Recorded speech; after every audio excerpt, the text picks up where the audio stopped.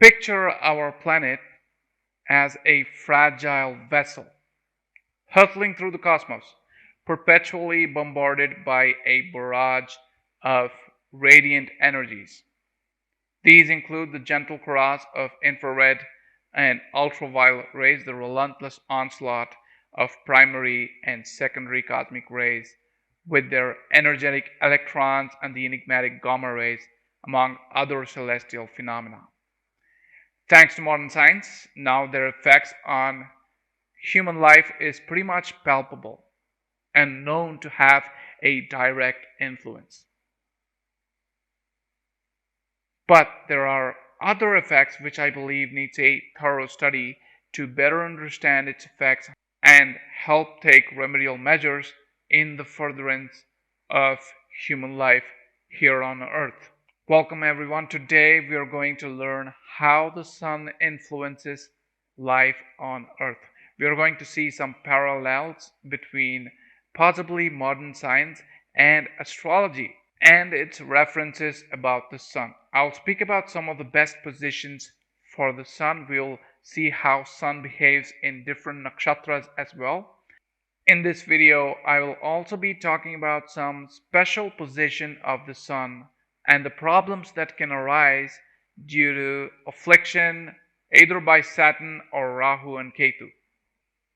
I'm also going to talk about some example charts that will show us how important sun as a planet is in the birth chart and how its affliction can lead to our downfall. Before we begin, if you're new to my channel, do subscribe. A thumbs up is much appreciated. Do share this video among your friends.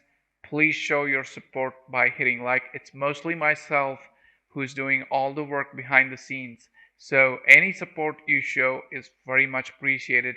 So let's begin. In the eyes of the ancient Hindu sages, the sun is worshipped as the divine being Surya Narayana, the very essence of the universal soul, because sun is considered as the soul and the one who brings life.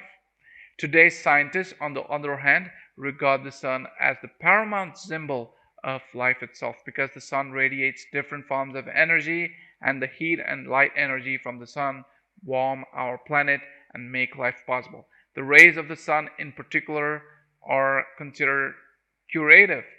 However, its rays are considered harmful when under the influence of an eclipse, which is Rahu and Ketu in Vedic astrology. And one of the nuclear and earth scientists from India, namely K.L. Sundarkrishna, had claimed that coronavirus or COVID-19 was a result of a mutated particle interaction of the first neutron due to fission energy emitted after the solar eclipse. The solar eclipse actually took place on 26 December 2019. And the first case of COVID-19 was reported by China on 31st December 2019. Now, drawing a parallel, consider the hit series The 100 and the theory posed by the scientists. In the series, the characters grapple with the challenges posed by a post-apocalyptic world, much of which can be traced back to solar radiation and environmental changes. If you haven't seen the series, do watch it. It's very exciting. The rise of the red sun and the consequent effects on plant and animal life, although a work of fiction, does pique the curiosity of anyone who's even remotely interested in knowing more about it. Similarly, the COVID-19 pandemic, suggested by Dr. K.L. Sundarkrishna to be linked to the December 26th solar eclipse, highlights the potential influence of celestial events on our lives. It's as if the sun, which is a constant force in our existence, can hold the key to understanding and predicting major events that shape our world. Irrespective of the intricate theories postulated by modern day scientists to elucidate the influence of changes brought about by the sun's rays, one undeniable truth stands firm. Much like the ancient seers who, through intuition and medical study, grasped the sun's paramount role in relation to our world, we are on the cusp of witnessing the convergence of two of the most ancient sciences. One is medicine, and the other one is astronomy in the near future. And that's going to be revived under an old banner of the once burgeoning field known as heliobiology. It is my belief that we're going to see a lot more coming up on that subject in the near future. But let's get back to the subject. Let's try and understand what the sun stands for in Vedic astrology. This video, I want to concentrate more on Vedic astrology, although I don't want to make an unholy matrimony between Vedic astrology and modern science. I thought it would be nice to highlight some of the similarities between the two sciences, and I'm sure we can always strike a common chord. The sun in the realm of Vedic astrology stands as the aristocrat, embodying authority, governance, and high leadership. It holds sway over many domains, such as the paternal figure, vigor, and vitality, and the essence of life itself. In the intricate tapestry of astrological charts, the sun's position assumes paramount importance. It signifies unwavering fortitude and stability, a beacon of justice, dignity, and the pinnacle of achievement. It exudes a refined sense of diplomacy, leaving an indelible mark upon one's reputation and fostering a spirit of generosity. The sun also presides over what is known as Atma Shakti. It can be translated as inner strength, which endows individuals with personal magnetism, inspiration, devotion, courage, honor, and unwavering integrity. When Sri Ram was about to go to battle against Ravan, he was petrified by the form and stature of Ravan, and he was afraid how he was even going to win the war. And that is when Rishi, I think it was Vasishta, who suggested him to chant the Aditya Hrudaya Stotra. And that stotra, if you go through it, it's mostly pertaining to attaining enlightenment. And anyone who attains enlightenment, he is sure to find that inner strength to keep moving forward. And that's what happened to him. And those of you who are going through a tough time because of a malefic sun, one of the best remedy would be to chant the Aditya Hrudaya Stotra, and I'm sure you can find plenty of links on YouTube on the stotra itself, and I think anybody can chant that mantra. Coming back, when the sun is alone and unafflicted by malefic forces, it radiates constructive behavior. But when it is afflicted or in conjunction with a malefic, then it could possibly lead to destructive energies. In Vedic astrology, the sun also represents the precious metal gold and the foundational bones that form the scaffold of the human body. And to name a few other areas or domains which fall within the sway of the sun, you could bring people who are having a well-proportioned physique, broad shoulders, as someone who's highly influenced by the sun. Sun also represents Shiva's temples, vast open expanses, arid and waterless landscapes, the resplendent eastern quarter of the heavens, the precious gemstone ruby, the metallic luster of copper, the fiery brilliance of red hues, the solstices that mark the turning of seasons, the celestial gaze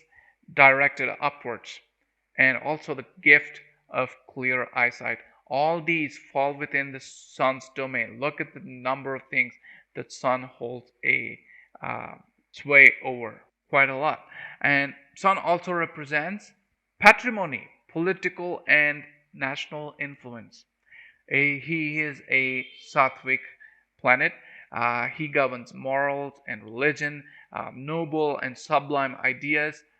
He's also someone who represents masculine power. Um, in terms of temperaments, you can think of windy and bilious temperaments. In terms of taste, you can think of anything that is hot and pungent. Now, if the sun is well placed in a horoscope, that is, if the sun occupies the third, the sixth, the ninth, the 10th, or the 11th, not joined by Saturn or Rahu, and the constellations of these two malefics are not involved, we can declare that the native is going to be a very good person with very high morals.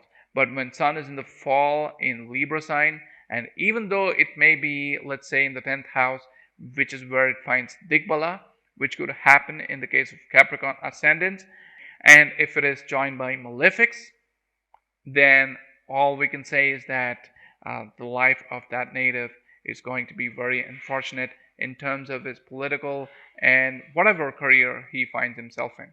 And if the sun is in Ketu's constellation, that is Ashwini, Maga, and Mula, it could ruin the public life and image of the individual. Succeeding in his public or political life becomes extremely difficult, and it is possible that Sri Ram had Sun in Ketu's constellation, which kind of explains why he had to leave his kingdom in the beginning and face a lot of struggle. So, remedial measures are definitely applicable in such scenarios.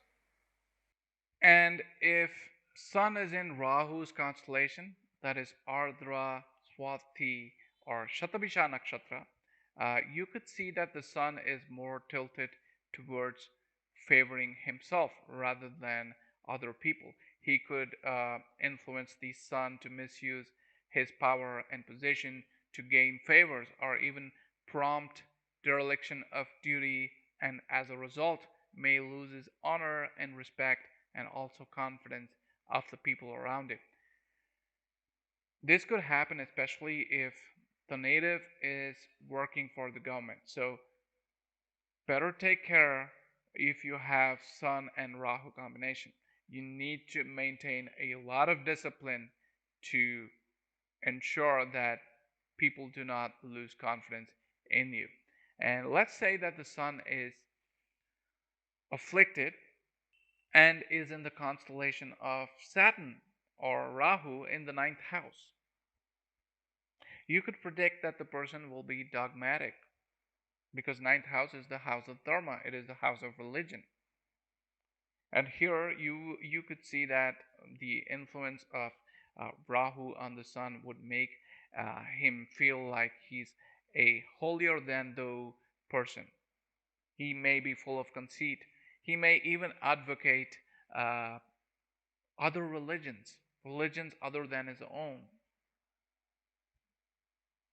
That could be the case of his father as well, because Sun is the fatherly figure, right? Of course, all of this is possible only if the Sun is influenced either by conjunction or aspect by malefic planets, which is Rahu, Ketu, and Saturn.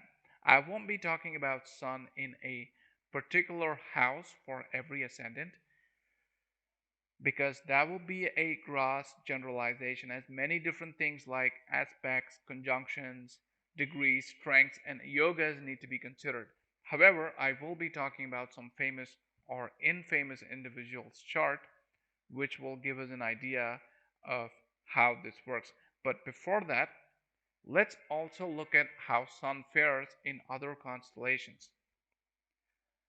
So instead of touching every single nakshatra, I want to touch upon the ruling planet of a nakshatra and its influence of the sun. That would make it easier. So I've grouped these nakshatra in threes, which is ruled by a particular planet, and I'm going to talk about its influence uh, on the native based on sun's position in that nakshatra. If you're unsure which nakshatra your sun falls in, you can download the Jagannath Hora software, for which I will be providing the link in the description below. And when you feed your birth details in the software, you'll know in which constellation sun is placed in your birth chart. So once you've fed those details, all you gotta do is go to edit and feed those birth details. It's gonna ask for your date of birth, your place of birth, and your time of birth. Remember, these have got to be accurate. If it's not accurate, then there are chances that things are going to be extremely wrong. But if you have the correct details, then look no further. You will see the nakshatra of each and every planet listed in the Hora software. So here I have uh, highlighted Sun uh, and its nakshatra. In our example chart, the Sun is in the Uttar Phalguni nakshatra, Moon is in Chitra, Mars is in Hasta, Mercury is in Purva Phalguni, Jupiter in Bharani. So that's how it works. Even the Lagna nakshatra is mentioned in this software. So I want to take a moment to thank Sri PVR Narasimha Rao for this monumental contribution to astrology. He has done what no man could have imagined to do. He's created a software which is and made it free for the entire Jyotish universe to use it. And this software gives a plethora of information, including the yogas and the degrees of the planets. It's one of a kind software. If you don't have this, do download it. And once you've spotted your nakshatra, you can go forward and listen to your readings in the video. Now, when sun is in his own star, okay, if your sun is in the nakshatra of Kritika, Uttara Phalguni, or Uttarashada, here it is the sun's own constellation. Sun rules these constellations. So sun is definitely more comfortable in his own place, in his own constellation. So you can say that this will bring you a lot of name, fame, success, and prosperity.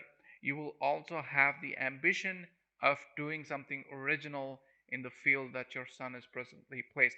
You will have the inclination towards probably writing or singing or music or drama or any kind of creative art and entertainment. Sometimes this combination may make you leave your family and go away in search of a job or prosperity and earning. Depending on other placements on here, could give you a job in politics. It could give you a job in government or even careers connected to medicine and surgery.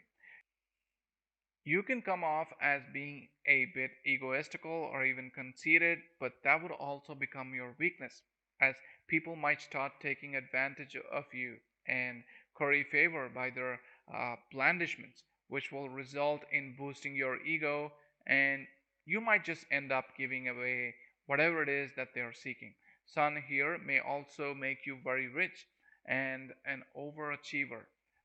You would definitely be intelligent, popular, but may also make you feel lonely or choose being alone. When sun is in the nakshatra of Rohini, Hasta, or Shravana, these are the nakshatras ruled by the moon. These are the moon's constellation. So you could get the similar characteristics like name, fame, success, and ambition, as I mentioned for Sun in his own star. But the goal here will be a lot more idealistic in nature, desiring perfection, which may at times be very unrealistic. Sun here can also give you a positive mindset, a friendly nature, a charming, beautiful, sensual, and an almost seductive individuality, which is surely going to attract people towards you, especially if your sun is in the nakshatra of Rohini. You will get favors from the government or even financial institutions, because people tend to trust you, they tend to admire you, or you may be holding a good position in society, which gets you that respect and admiration. Okay, and when sun is in the nakshatras Mrigashira, Chitra, and Tanishta, which is ruled by Mars, the effects are again pretty much same: name, fame, success, and prosperity. But there's a requirement for greater self discipline. The areas where you need to concentrate are impatience and irritability. You may be interested in sports, in competitive industries. Whatever your interests are, you need to cultivate the habit of being patient and staying calm. So, what you need to remember here are the traits of Ketu, which will, if you can bring that into practice, that will kind of offset the problems that come with an impulsive Mars. Depending on where your sun is, we can say that you can have a you're gonna have a tough time being liked by people connected to that house. Like if sun is in the second house in the nakshatra ruled by Mars, you would have a tough time with your family. If it is in the third, then it is with your siblings. If it is in the fourth, then it is your mother. If it is the fifth, it could be your children. If it is in the 10th, then you may not be liked by your colleagues for your irritable nature. Several natives with this combination have produced astrologers of intuition who have attained a certain eminence. You may also be interested in careers ranging from competitive sports to real estate, because Mars rules the land, and also anything connected with finance. Okay, and when Sun is in the nakshatra of Ashlesha, Jeshta, and Revathi, which is ruled by Mercury, you can think of this Sun as being extremely intelligent. Diplomacy, strategic and calculative planning will be the hallmark of this alignment. You may be well versed in finance, economics, and the like, and this position has produced some very intelligent and eminent scholars who are holders of PhD in economics, mathematics, finance, and even astrology. But one thing that I've noticed is that these people like authoritative positions, either because they want to satisfy their own ego or because of their own insecurities. If their sun is in the nakshatra of Revathi, you can almost be certain that they are seekers of spirituality or wealth, and they can be seen as counselors, consultants, and being extremely creative in problem solving. Okay, when sun is in the nakshatra of Punarvasu, Vishaka, and Purva Bhadrapada, ruled by Jupiter, these are people who have tremendous energy and intelligence. It's almost like they have an inexhaustible supply of energy to work in the area where their sun is placed. For example, if it is placed in the 10th house, they are going to keep working crazy long hours to meet their work related objectives. If it is in the second house, they're going to give a lot of importance to their family. And these people are considered as very good natured, quiet, patient, kind, considerate. Some of them are extremely charitable. So these are people who are inspired by spiritual sciences. They take it as their goal to know about spirituality. Following the cultural or traditional norms actually gives a boost to their ego. Nonetheless, they do earn a good name and fame, especially if they're concentrating on spirituality or even anything connected to, let's say, religion or material sciences, where there's food for thought. They also have the ability to become good writers, especially in mystical sciences, including astrology. Usually the effects are pretty good, but what they need to watch out for is the expansive nature of Jupiter and its effects on the sun. Sun is known for its ego, among other things. So here you could see an increased ego, jealousy, being quick to anger, being impatient. All of these qualities, along with the good ones, also gets cranked up. So you need to watch out for that.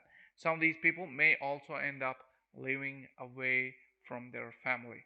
Okay, and when sun is in the nakshatra of bharani, purva falguni, and purvashada, which is actually ruled by Venus, you can expect them to have a creative, loyal, and a very charming persona. These are people who are extremely hardworking, with some of them having special interest in various arts, literature, singing, music, dance, or even entertainment.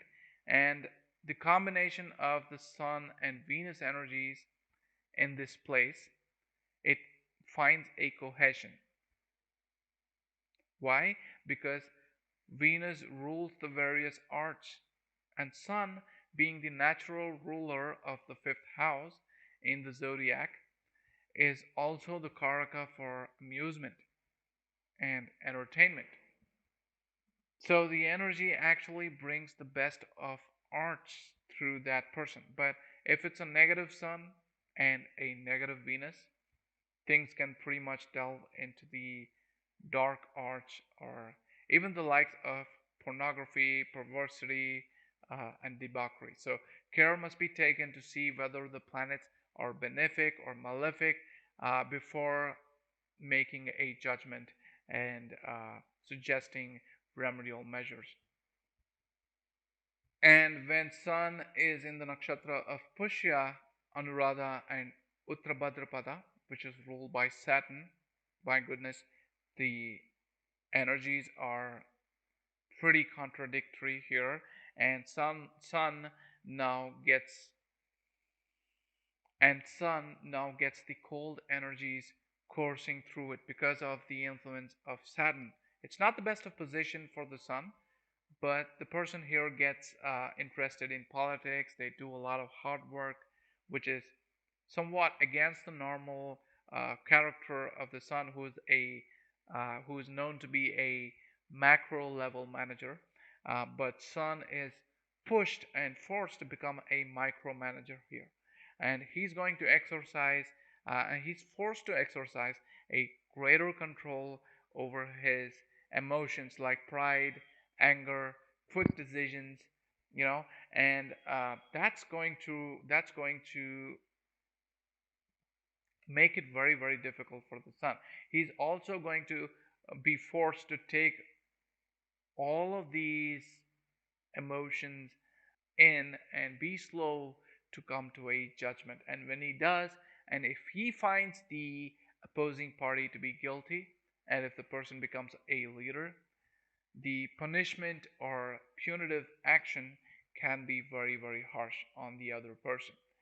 The constellation of Anuradha, ruled by Saturn, is the most undesirable place for the Sun to stay in, and the native might might actually imbibe inhuman insensibility towards the feelings and reactions of other people. You could see some of them being very stubborn, ruthless, egoistic, and sometimes even the negative energy brings about a tremendous willpower. All of this can be seen in when Sun is in the nakshatra of Saturn, unless of course it is aspected by a benefic Jupiter, which can work miracles. So this makes a very good leader if they get into politics, but malefic energy itself is going to put people in a lot of struggle and turmoil, and getting to play within the ambit of rules set out by the Sun in realizing their collective goals, objectives, both social and economic, is going to be very, very difficult. Now, I will be talking about some famous or infamous individuals' chart, which will give us an idea of how this works.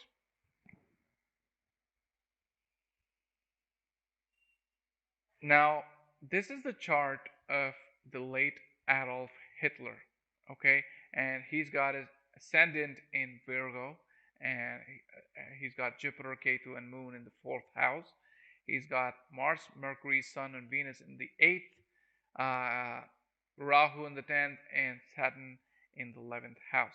And a cursory look at his chart will show you an exalted Sun in the sign of Aries.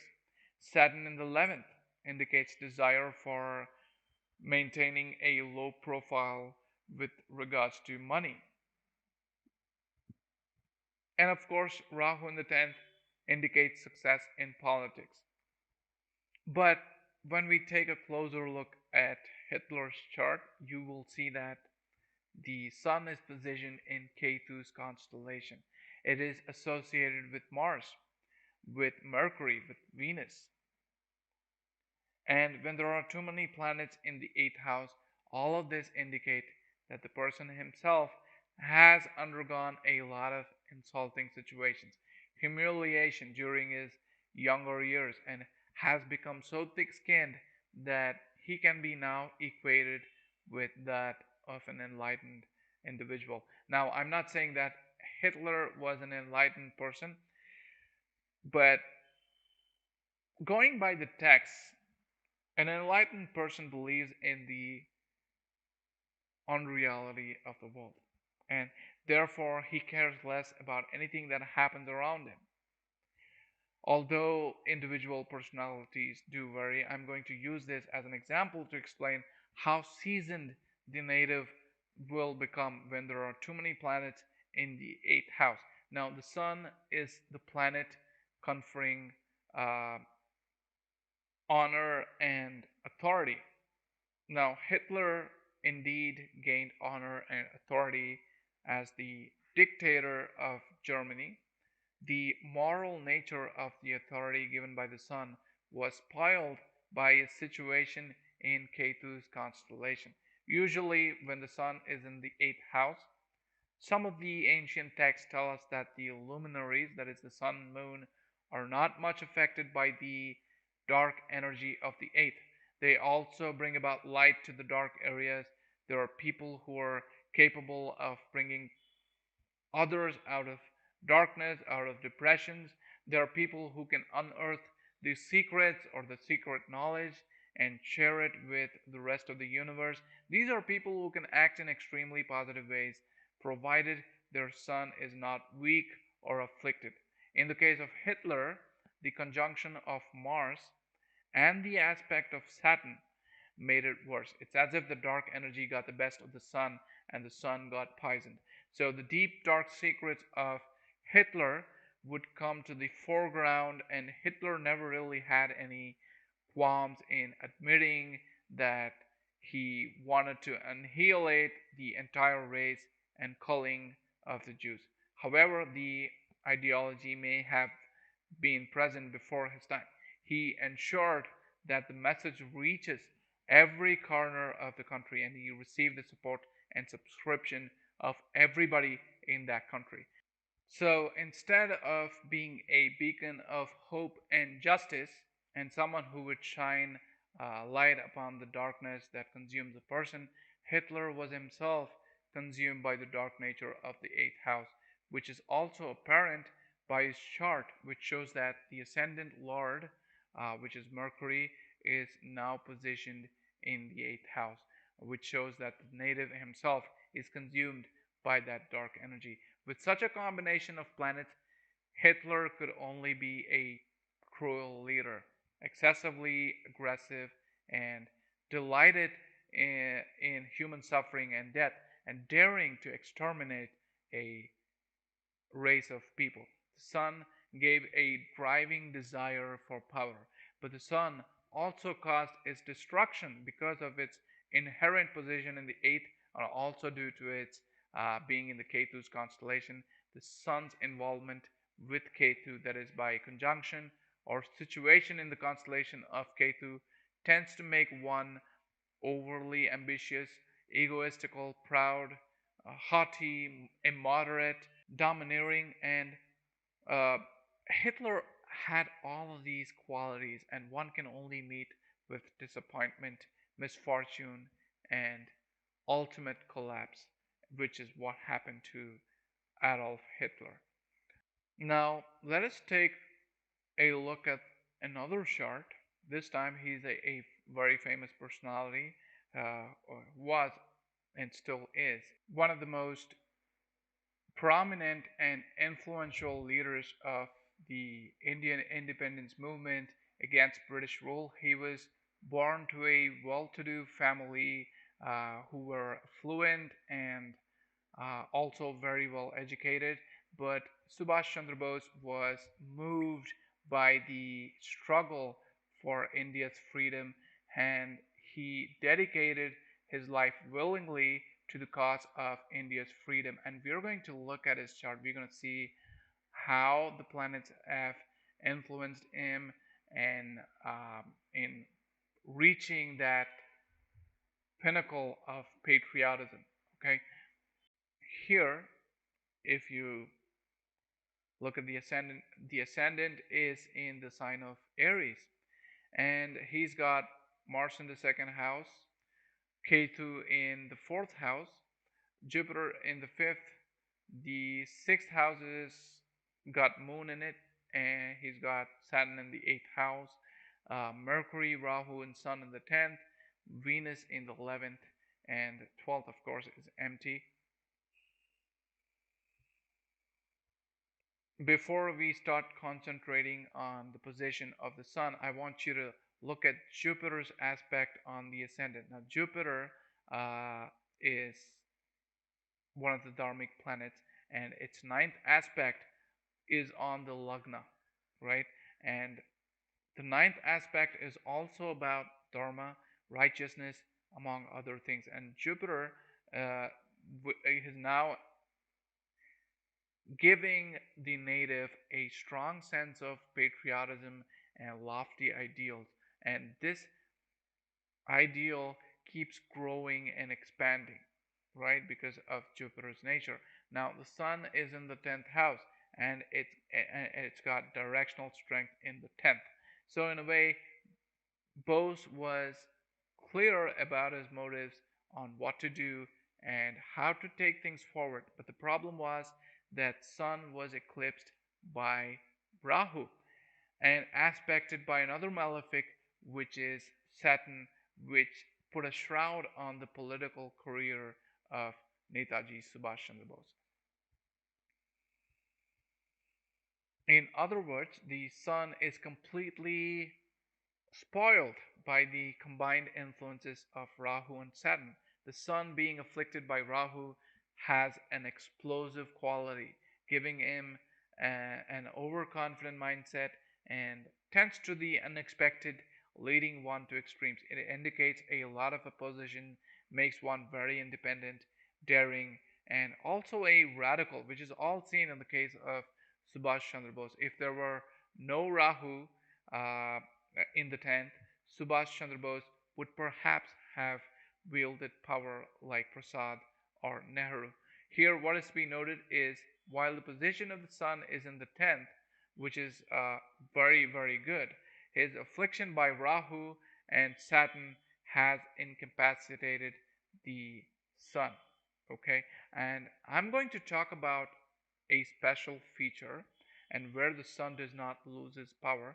This can be seen as an exception to the rule of affliction. And what is that? It is sun in Virgo. And when sun is in the sign of Virgo, the sun has a significant role to play, provided it happens to be the ascendant or the ninth or the 10th or the fourth or the seventh, preferably the ninth or the 10th. When such a sun is associated with Rahu or Saturn and otherwise afflicted, the sun does not really lose its inherent power. This appears to be a magical feature of the sign of Virgo only. Spiritual inclinations and the urge to delve into the unknown appear to be a gift of this affliction. The sun in Virgo gives discrimination arising from a fine combination of what is real and what ought to be ideal. It gives the person versatility, power to self reflect, and possess a greater self discipline, which is very important for personal growth and development. Because of being in Virgo, which is ruled by Mercury, the person also gets the mindset of having a problem solving approach to life. The combination may be slightly unfavorable to health until the age of 24, but this is one of the best positions for the sun. The 10th house position of the sun can be considered as an ideal combination. This is one of the best positions for the sun. Here again, the nature of his results depends upon the ascendant and the constellation the sun occupies. If the sun is unafflicted, it can confer honor, success, and distinction. It can give an independent spirit. It can inspire you, especially during the dasha of the sun. Prosperity, good birth, good raise, ideal parents. You would also get a position of trust, responsibility, and honor. When sun is in the 10th house, which is not afflicted, of course, you will also see that the person has a very high moral compass. You cannot see them engaging in unethical or indecent behavior. One who takes birth in the Sagittarius ascendant with the sun in the 10th can be considered as a very fortunate person. He would prefer freedom of action and happiness and duty to be more important than wealth. Since Sun will be in the sign of Virgo for Sagittarius ascendants in the 10th house, they will also like to indulge in scientific quests or doing something original. Remember, while the Sun corresponds to the individuality of the person, the Moon is more particularly concerned with his personality.